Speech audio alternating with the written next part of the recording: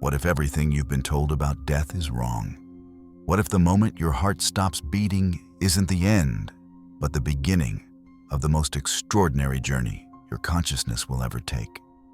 For thousands of years, ancient civilizations have documented what they believed happened in those crucial moments when we transition from life to death. These weren't mere stories or wishful thinking. These were detailed guidebooks, sacred instructions, and profound wisdom passed down through generations of mystics, priests, and sages who claim to have witnessed or experienced the ultimate mystery firsthand. Today, we're diving deep into the most ancient and revered texts from Egypt, Tibet, Mesopotamia, Greece, India, and beyond to uncover what these civilizations believed happened when you die. Prepare to have your understanding of death completely transformed. The universal mystery that connects all humanity. Death is the one experience that unites every human being who has ever lived. Yet it remains our greatest mystery. But here's what's fascinating. When you examine the ancient texts from completely separate civilizations that had no contact, you discover startling similarities in their descriptions of the death process and what follows.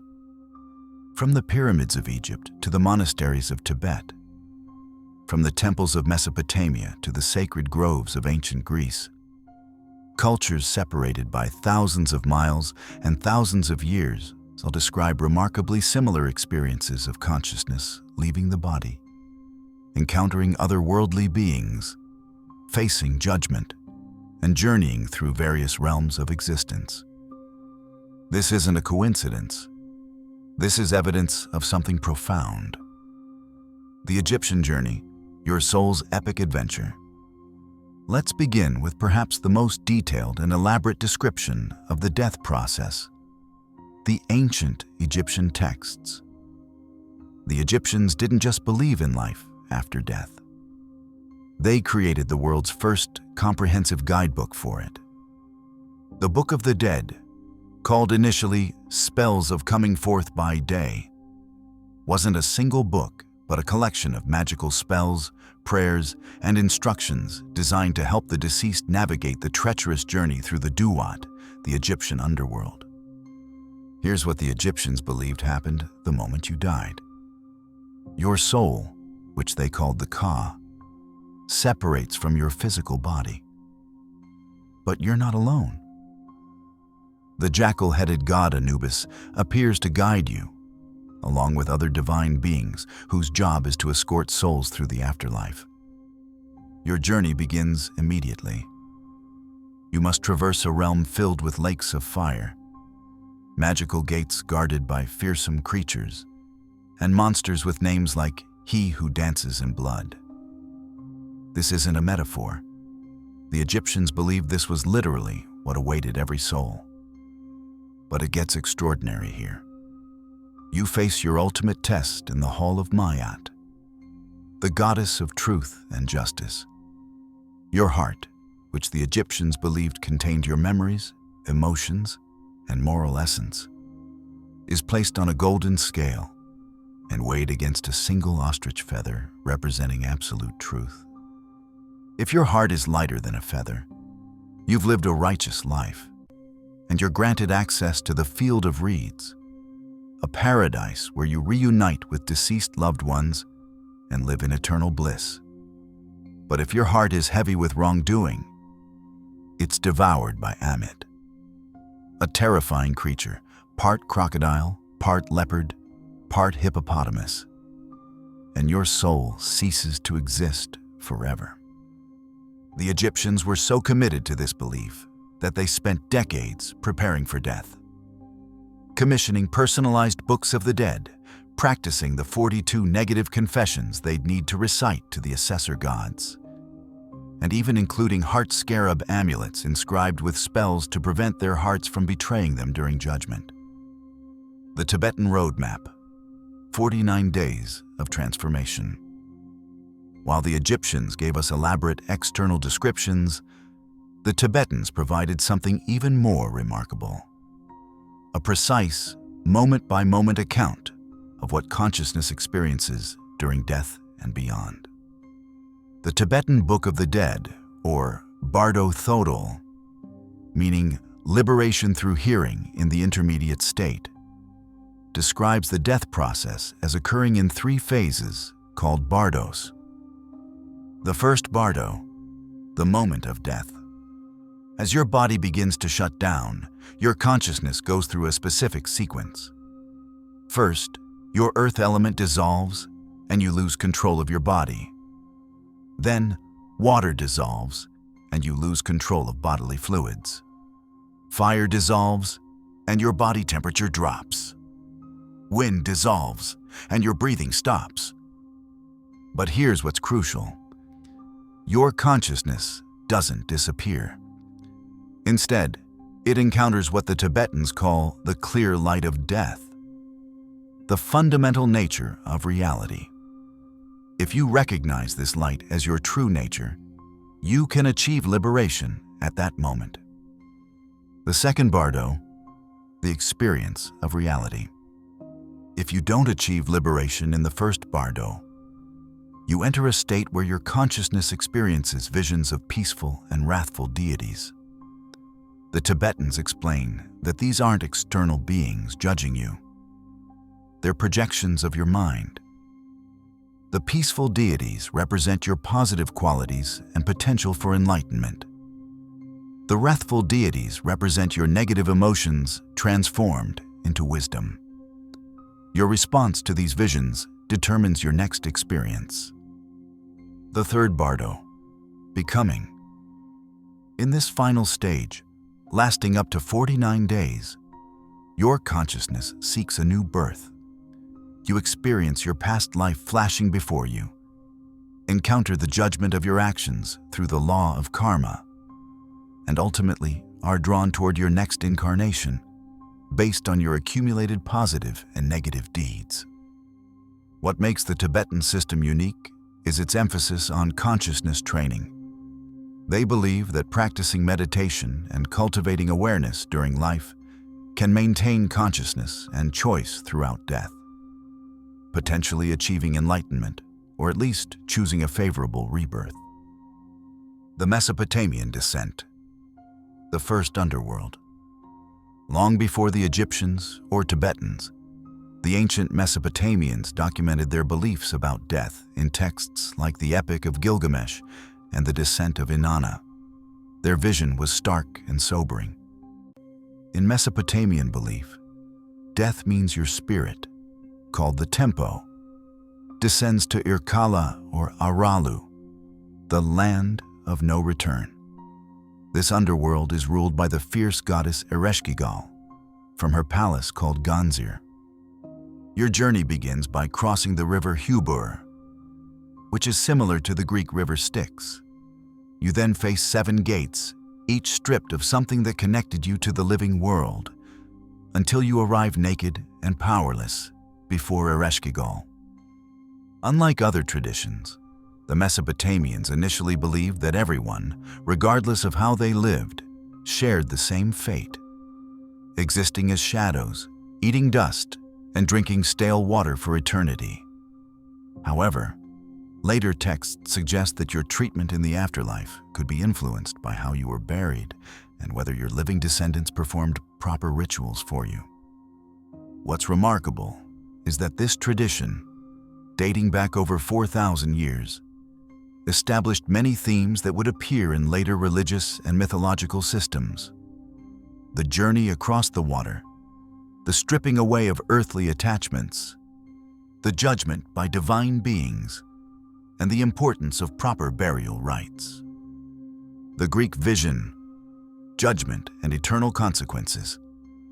The ancient Greeks gave us one of the most influential models of the afterlife, which would profoundly impact Western religious thought for millennia.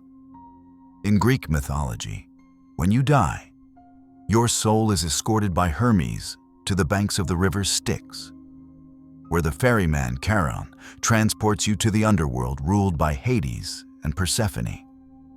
However, unlike the Mesopotamian vision of universal fate, the Greeks developed a sophisticated judgment system and different destinations.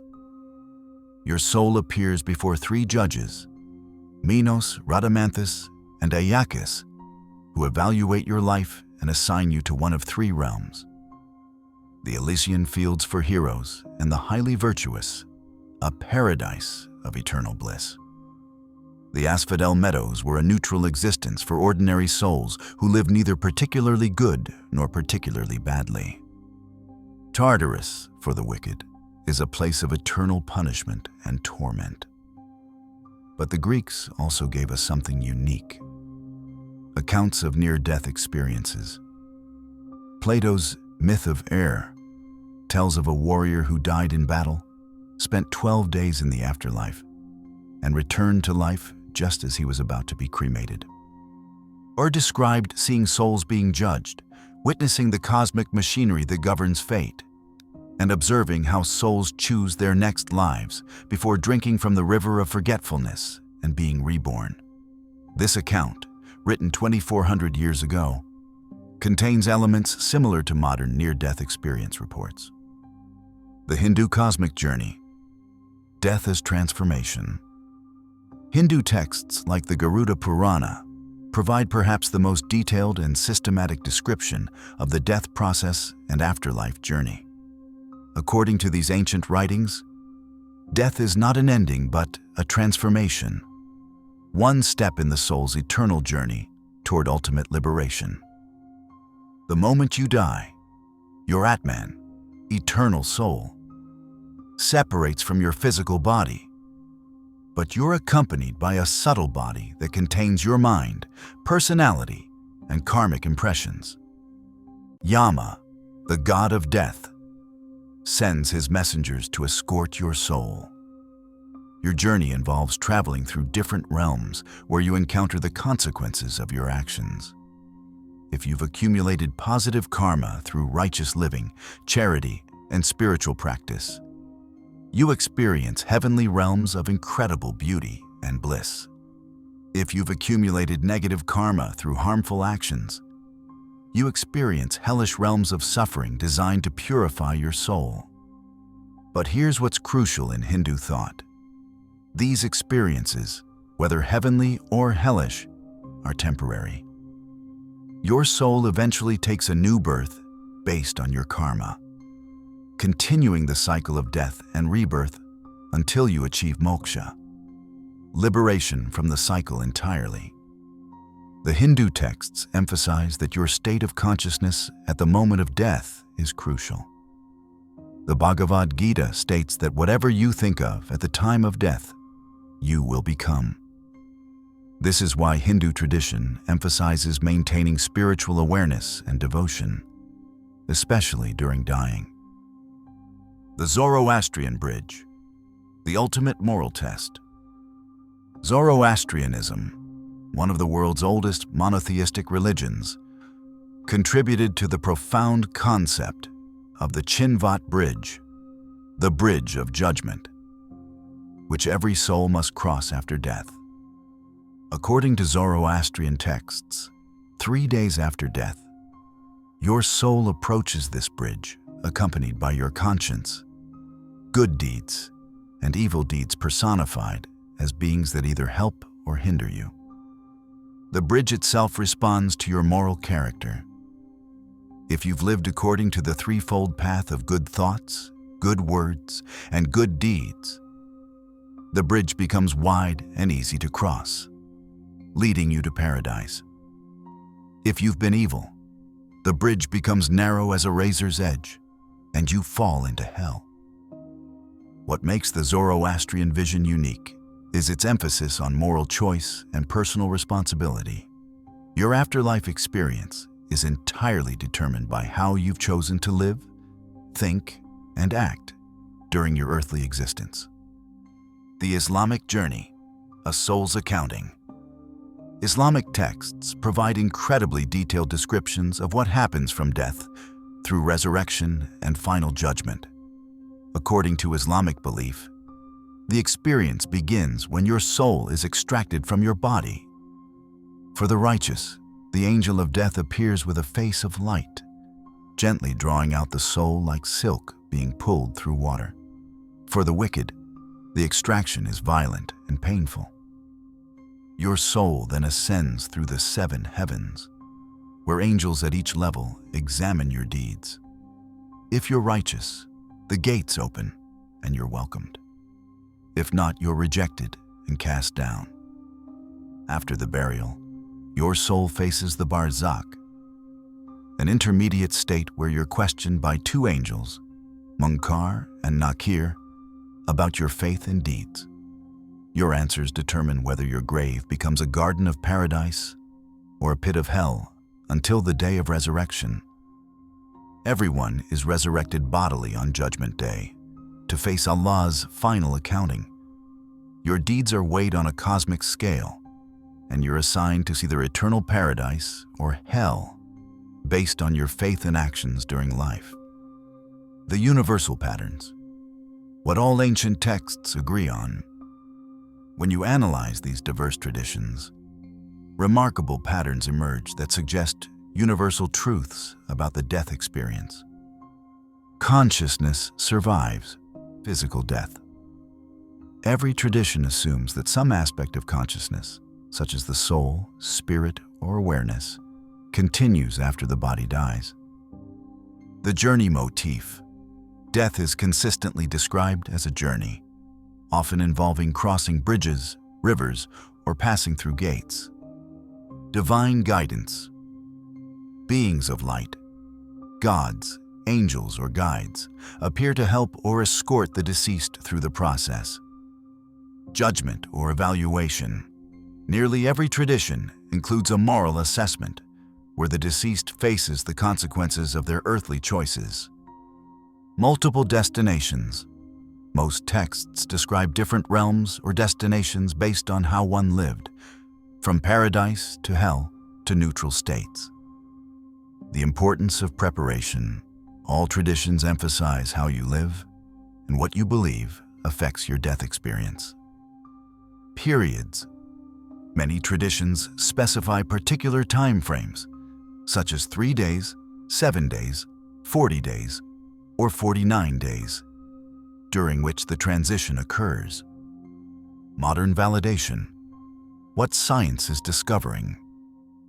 Remarkably, modern research into near-death experiences validates many elements described in these ancient texts. Studies of cardiac arrest survivors report out-of-body experiences, where consciousness appears to separate from the physical body. Encounters with beings of light are described as infinitely loving and wise.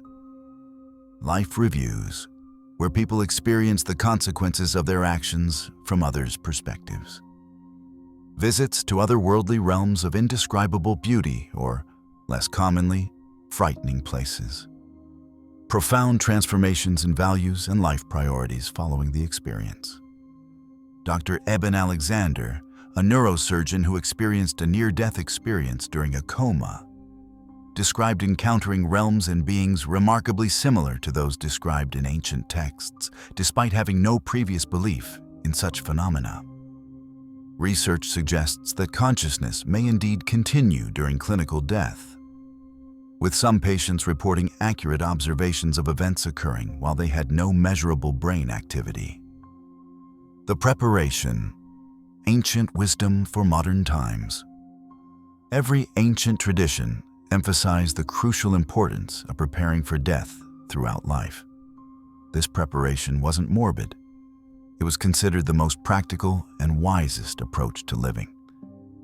The Egyptians practiced visualization techniques, memorizing spells and prayers, and living according to the 42 principles of Ma'at to ensure a smooth afterlife journey.